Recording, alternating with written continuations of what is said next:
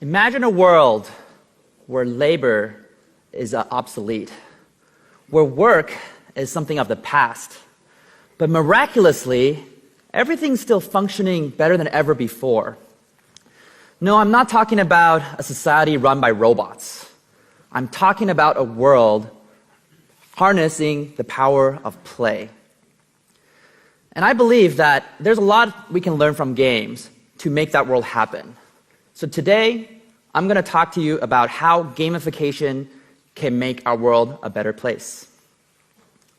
So let's start with games. Who plays games? Most of the people, when they think of a gamer, they think about people like these. Little kids and guys who are probably single, probably unemployed, and eat pizza onto their shirts. But the actual statistics could be very surprising to many. The average gamer is actually 35 years old.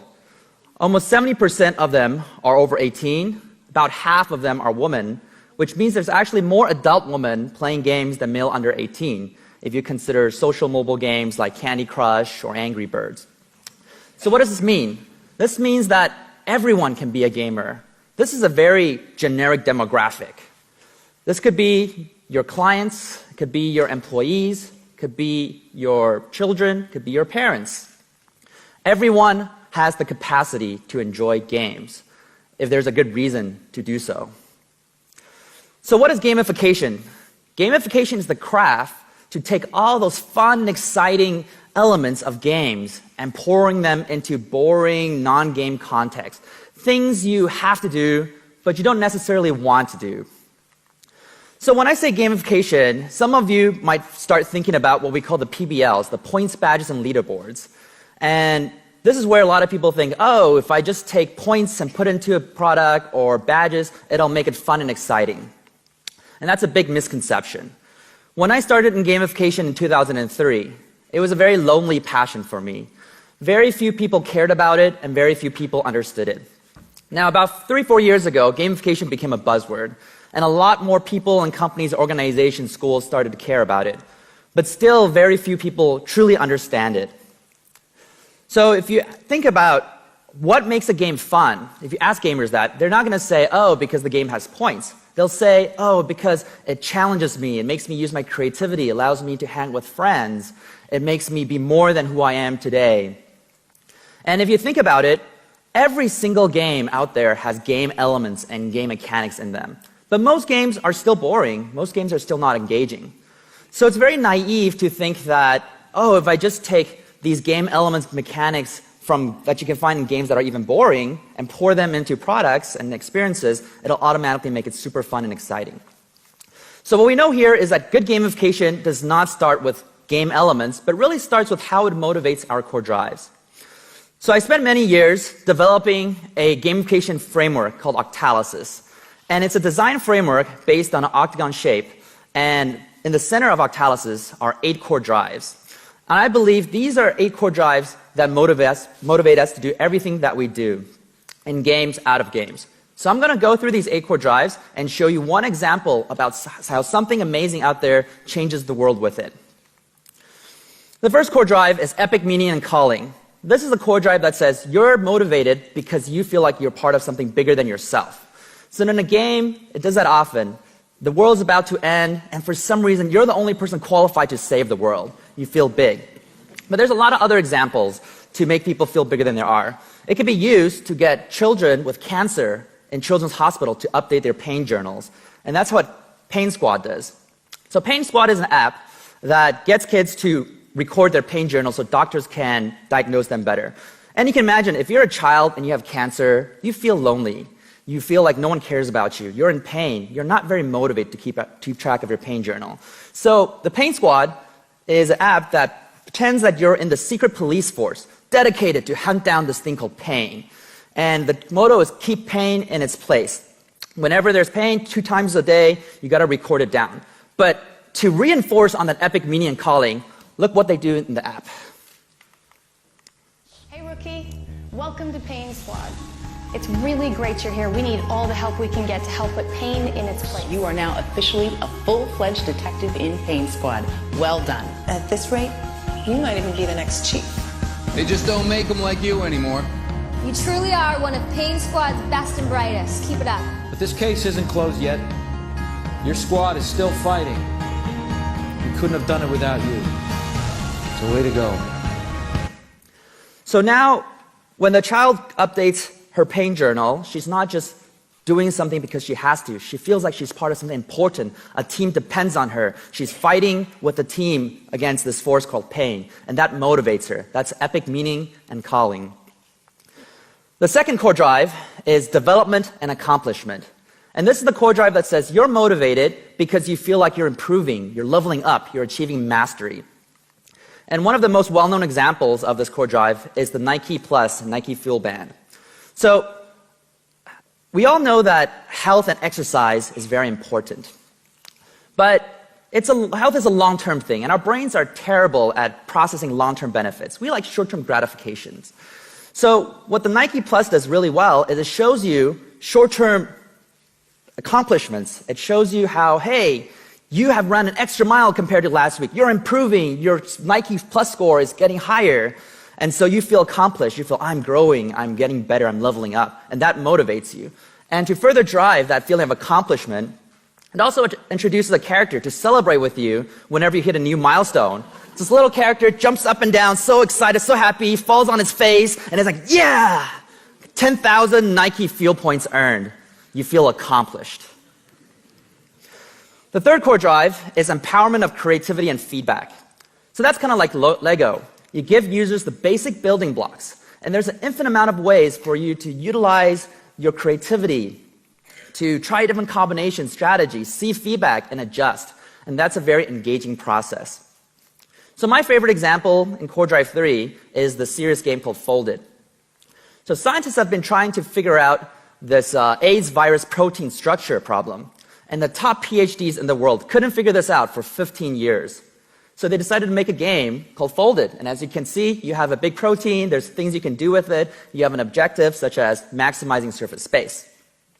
And miraculously, this problem that no one could solve was solved by a gamer in 10 days. So when you think about how a 15-year-old problem is solved in 10 days through a game, you have to see how powerful games can be in making our world a better place. The fourth core drive is ownership and possession.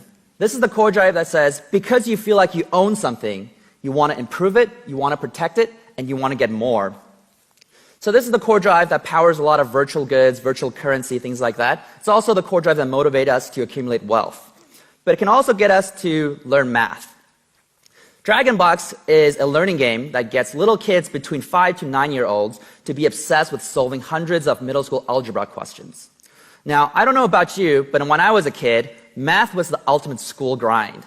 Like, everything else could be fun. You know, physics can be fun, science, history can be fun, but math, no, math is not fun. Math, you just sit there and you have to do it, so your parents don't get mad at you. So, check out how Dragonbox gets this to be fun for little kids. So the premise of the game is that you have a box, and inside the box there's a baby dragon. This baby dragon only wants to come out when nothing's around it, so it can eat. So, this is the onboarding stage, teaching the rules. These green circles you see are zeros in disguise.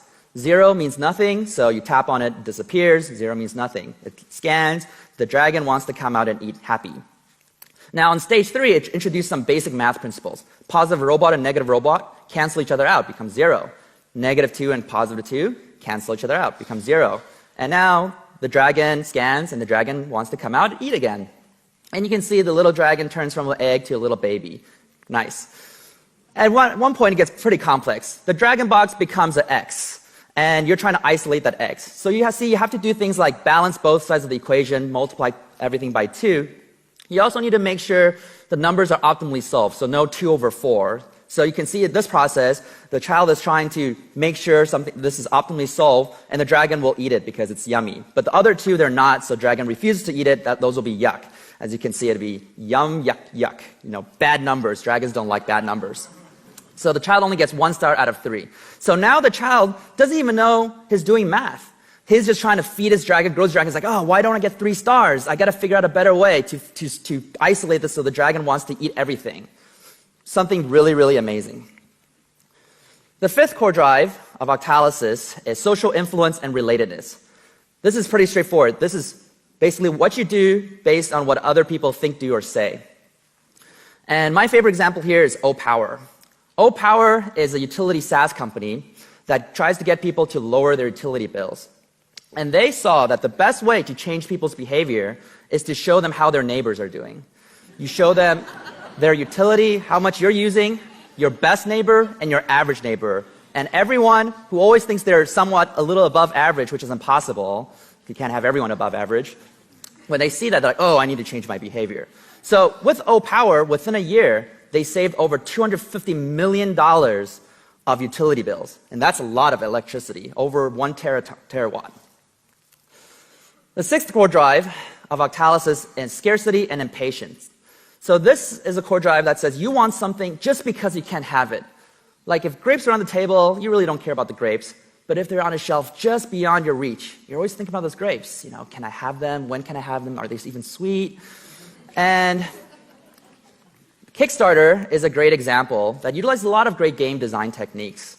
They first dangle this great reward, this great prize in front of you, cool technology. Then they show you what we call a countdown timer. 21 days to go. You have to act now. If you don't act now, you won't get this prize. So the sense of urgency. Then it shows you what we call the last mile drive. Oh, there's only $3,000 left. Only 2,000 more, and we'll get it. You'll get it. And then finally, all together, this is what we call a group quest. You can only accomplish the quest when an entire team moves forward together on it. The seventh core drive is unpredictability and curiosity. This is the core drive that says, because you don't know what's going to happen next, you're always thinking about it. And this is the core drive that's heavily utilized in the gambling industry, but it's also the core drive that makes us want to finish a book or watch a movie. And it can also be used for a lot of other good things, like getting people to obey the speed limit. This is a speed cam lottery. How it works is whenever you drive by the speed cam lottery and you're speeding, it will take a picture of your car and it'll give you a fine. Pretty straightforward. But when you're going by the speed cam lottery and you're within the speed limit, it'll enter into a lottery pot where when you have a chance to win the money from those who are fined. So even though your chance of winning is fairly low and it's not a lot of money to begin with, because everyone thinks that, oh, maybe I'll win this time, maybe I'll win this time, you change your behavior, slow down, you know. So speed cam lottery successfully reduces the speed of passing cars by 20%.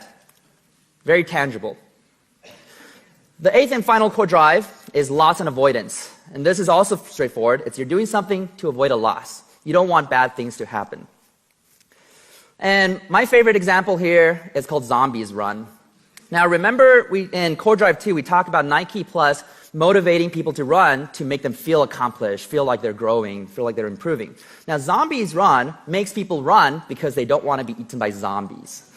So Zombies Run is a game that pretends you're in this apocalyptic world where zombies have taken over everything.